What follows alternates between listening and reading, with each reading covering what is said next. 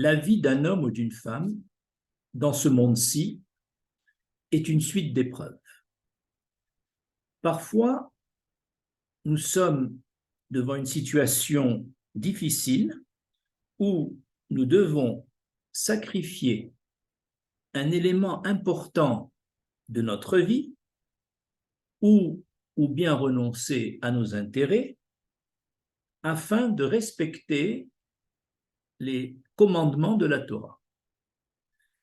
Et nous allons montrer dans cet exposé que tout homme qui est prêt à renoncer à ses intérêts pour le respect de la Torah, il est assuré que cet homme sera récompensé. Nous allons, dans cet exposé, illustrer ce principe par 4 exemples. Première illustration de ce principe, c'est par rapport à la maison lépreuse dont on parle dans notre paracha Metzora. Il est écrit au chapitre 14 de la paracha Metzora, quand vous arriverez au pays de Canaan et que vous prendrez possession des maisons et que je ferai naître une plaie lépreuse dans votre maison, le Kohen, le prêtre, viendra visiter cette maison et s'il constate dans les murs une dépression de couleur verte ou rouge, dans les murs, une dépression qui a l'air d'un creux par rapport au mur, alors le prêtre fera fermer cette maison pendant 7 jours en observation.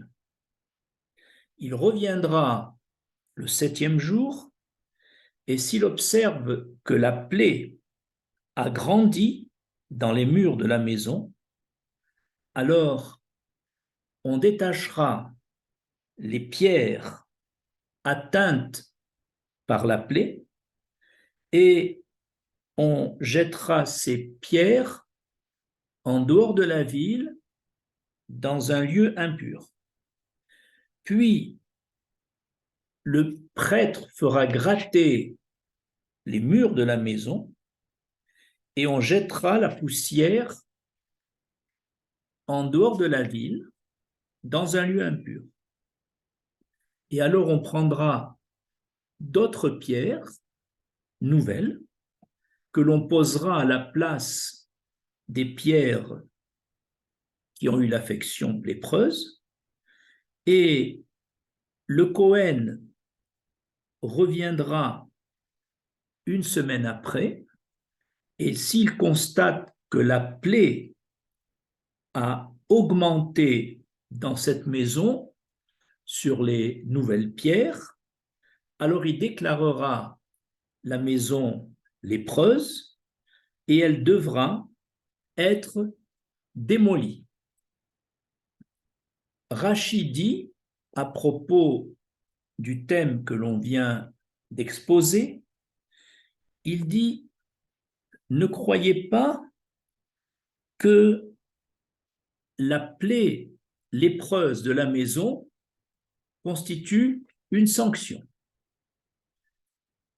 Il dit « Comme les Amoréens qui habitaient la terre de Canaan savaient que nous devions prendre possession de cette terre, et ils le savaient pendant qu'on était dans le désert, et comme ils étaient riches, ils ont caché leur trésor dans les murs de leur maison pendant les 40 ans où nous étions dans le désert. Et par suite, de la plaie lépreuse qui a atteint la maison, qui a dû être démolie, eh bien, à la suite de cette démolition, les trésors des Amoréens ont été ainsi découverts et le propriétaire de la maison devient ainsi riche et a pu acheter une nouvelle maison plus spacieuse et plus belle.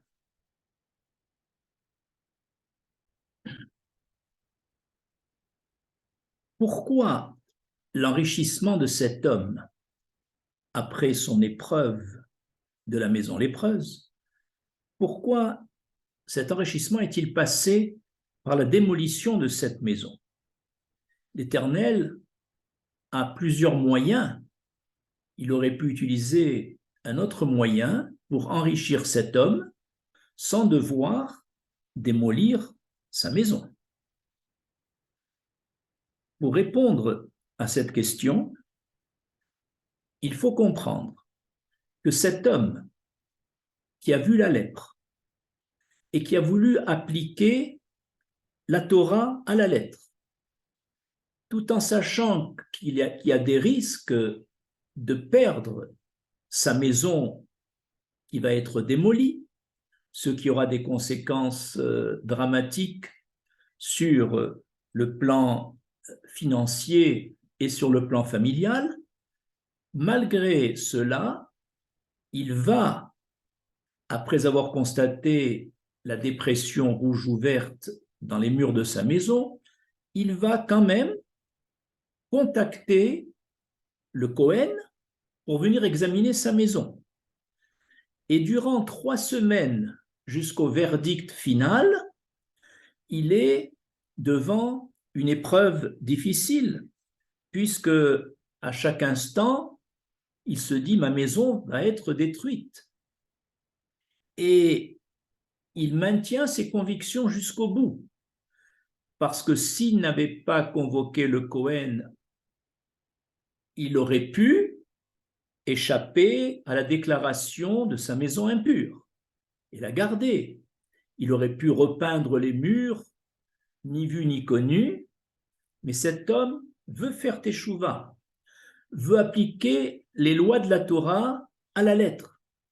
Et donc, il prend les risques de se séparer de sa maison, qui est un élément fondamental de sa vie. Donc, il va jusqu'au bout de ses convictions, même s'il n'a pas d'intérêt à cela. Et c'est pourquoi, après avoir réussi son épreuve jusqu'au bout, prêt à sacrifier sa maison qui va être démolie, cet homme va être récompensé par l'Éternel de ses efforts. Et lui qui croyait perdre sa maison va au contraire, avec le trésor qu'il va y découvrir, avoir une maison encore plus spacieuse et plus belle. C'est-à-dire que dans la maout, dans l'essence même de l'épreuve, se trouve caché un lien très fort entre l'épreuve réussie qui va jusqu'au bout et sa récompense. Et sans faire de jeu de mots, il est intéressant de remarquer que la plaie lépreuse s'appelle en hébreu Nega, Nega, formée de 3 lettres, Nun, Gimel et Raïn, et la plaie lépreuse, l'affection lépreuse ici de la maison, constitue déjà une épreuve. Et dans cette épreuve difficile, s'il va jusqu'au bout de l'épreuve, Nega, donc jusqu'à la dernière lettre, Raïn, alors le Raïn, qui était la dernière lettre de Nega, par la réussite de son épreuve, passe en avant, et le mot Nega, avec les mêmes lettres, où le Raïn, qui était en arrière, passe en avant, va donner le mot Roneg. Les mêmes lettres avec le Raïn qui passe en avant. Ça fait Roneg. Roneg qui veut dire délice, plaisir. Cet homme, après avoir passé une phase de difficulté, donc d'épreuve, symbolisée par le mot néga, se retrouve à la fin avec un Raïn. Le Raïn, c'est l'œil, la vision des choses, qui change totalement, puisque par la récompense qu'il va obtenir, ce qu'il considérait jusqu'à présent comme une sanction que sa maison est démolie, il le voit que finalement c'est un bienfait puisqu'il va avoir une maison plus belle et plus spacieuse. Évidemment, dans ce combat de 3 semaines, cette personne qui est allée jusqu'au bout de ses convictions, prêt à perdre la maison, ignorait qu'il allait y trouver les moyens d'acheter une nouvelle maison. Donc, il ignorait la récompense qu'il attendait. Parce que s'il connaissait d'avance la récompense, évidemment, l'épreuve aurait été beaucoup plus facile et il n'aurait pas eu une telle récompense. Et tout cela est en accord avec le Pirkei Avot au chapitre 2 et le Mishnah 1.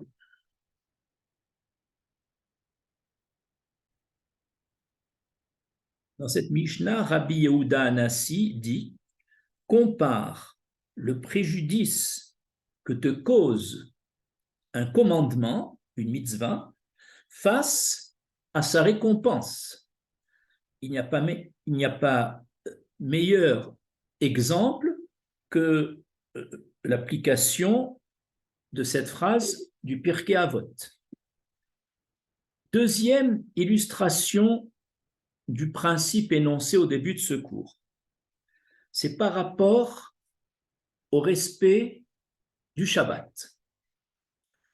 Lorsqu'un homme qui ne respectait pas le Shabbat décide de le respecter, au départ, cela va lui sembler comme une plaie, comme un enfer dans son imagination.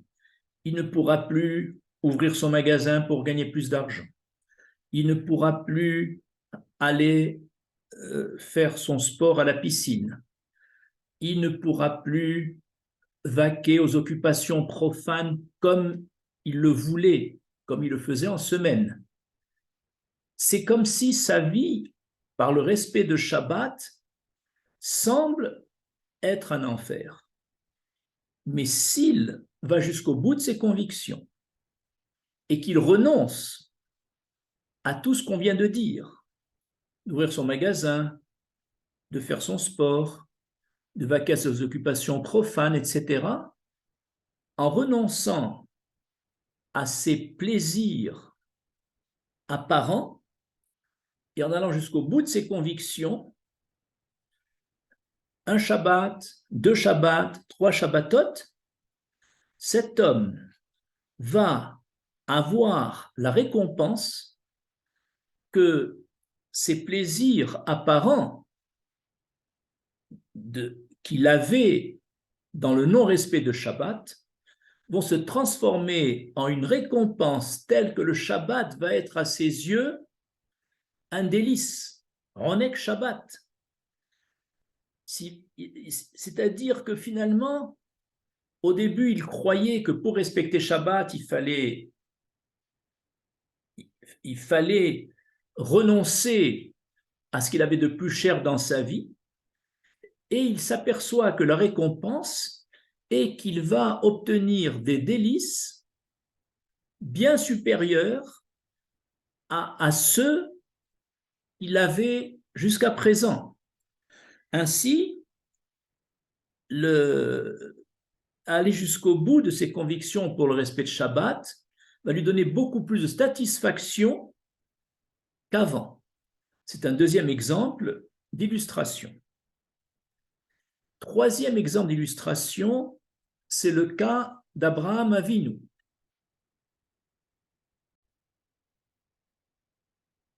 Alors qu'Abraham Avinu, par sa volonté de ramener ses concitoyens au monothéisme, a eu une telle influence sur eux que le roi Nemrod a convoqué Abraham Avinu et lui a demandé de cesser son prosélytisme et de se prosterner devant les idoles. Abraham, de se prosterner devant les idoles, sinon il sera brûlé dans une fournaise. Abraham Avinu, convaincu qu'il existe un créateur et qu'il n'est pas question de se prosterner devant les idoles, refuse et est prêt à renoncer à ce qu'il a de plus cher, sa vie, pour le Kiddush Hashem et prêt à rentrer dans ce four plutôt que se prosterner devant les idoles. Effectivement, devant ce refus, Nemrod le met dans le four et miraculeusement, sa récompense, c'est qu'il va y avoir un miracle qui va d'ailleurs impressionner Nemrod et il va rester en vie.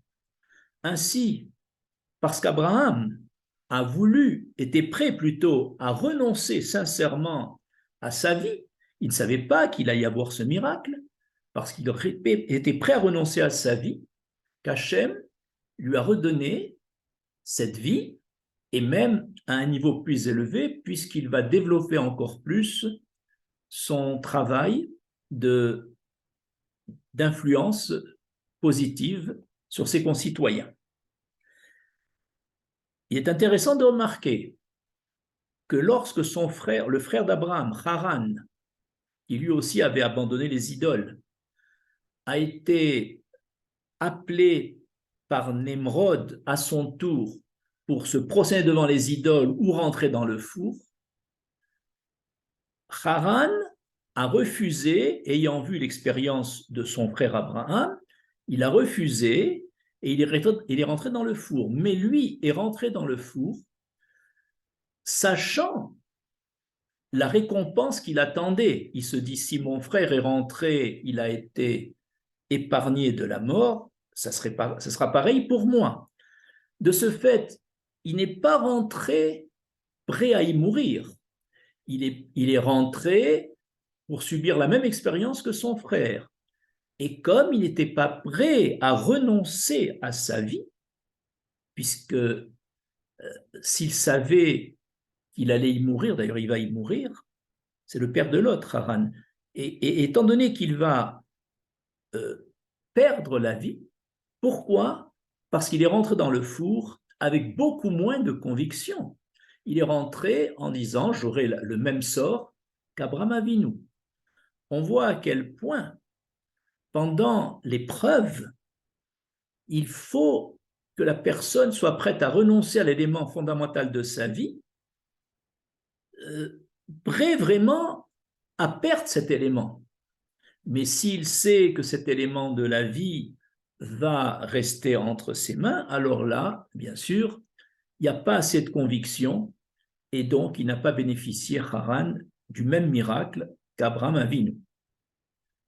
Toujours à propos d'Abraham, un deuxième exemple, quand il reçoit l'épreuve d'aller sacrifier son fils unique de Sarah, c'est-à-dire Yitzhak, il est écrit dans le texte Vayar Hamakom Merachok.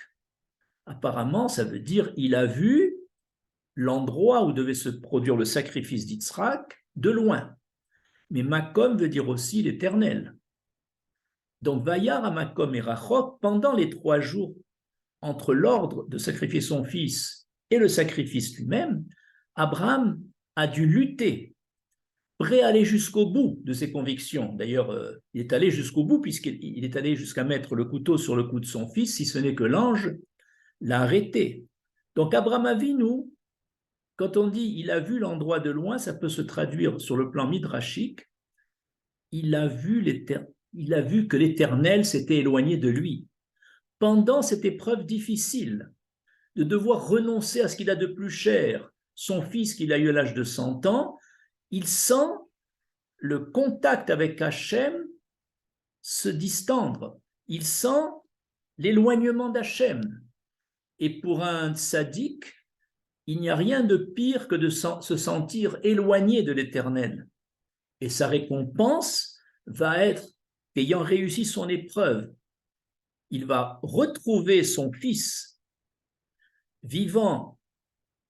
Il était prêt à le sacrifier sur ordre de l'Éternel. Il va le retrouver vivant. Son fils va rester en vie, va se marier, va avoir des enfants. Et en même temps, lui va devenir, grâce à cette épreuve, le premier patriarche du peuple d'Israël. Il va gagner ses galons. Donc, la récompense d'Abraham est double. Ce à quoi il devait renoncer, il le garde, et en plus, une très grande élévation, et pour lui et pour Yitzhak. On voit donc dans cette troisième illustration l'intérêt de renoncer à nos intérêts. Quatrième illustration, c'est par rapport à Yitro.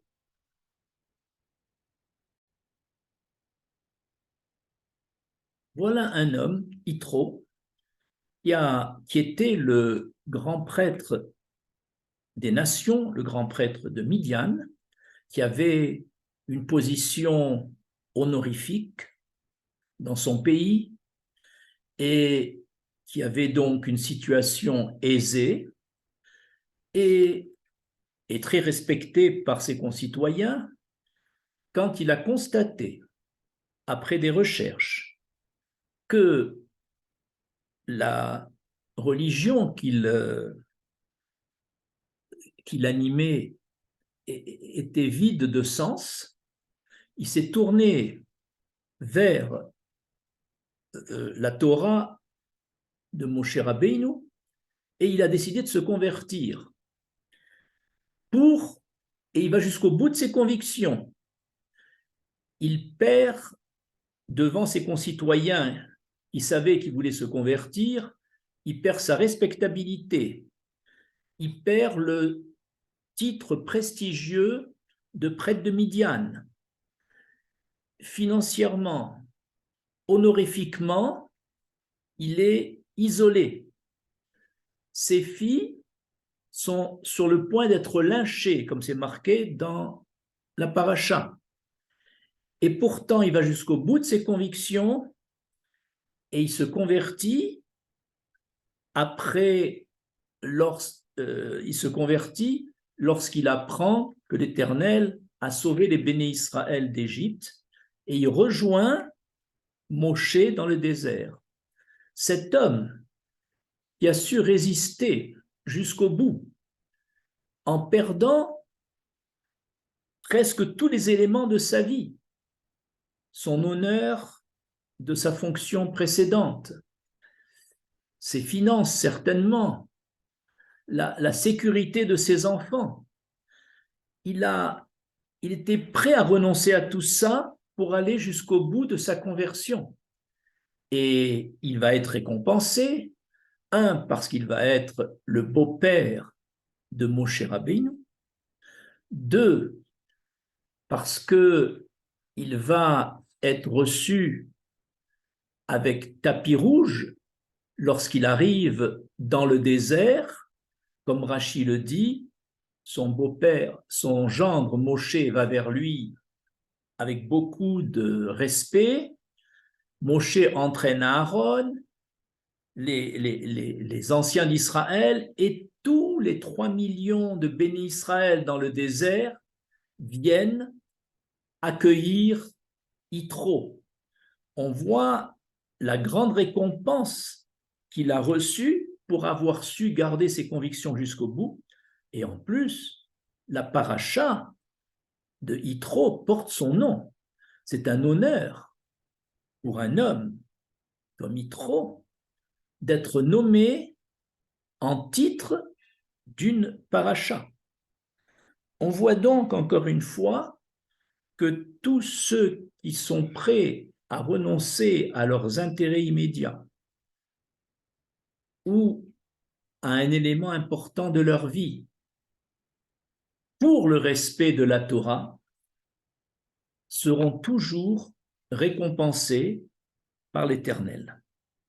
Comme dit le Pirkei Avot, analyse le préjudice qui te semble imposé par une mitzvah et compare-le à la récompense qui t'attend après la mitzvah et tu ne seras jamais déçu. Je vous remercie.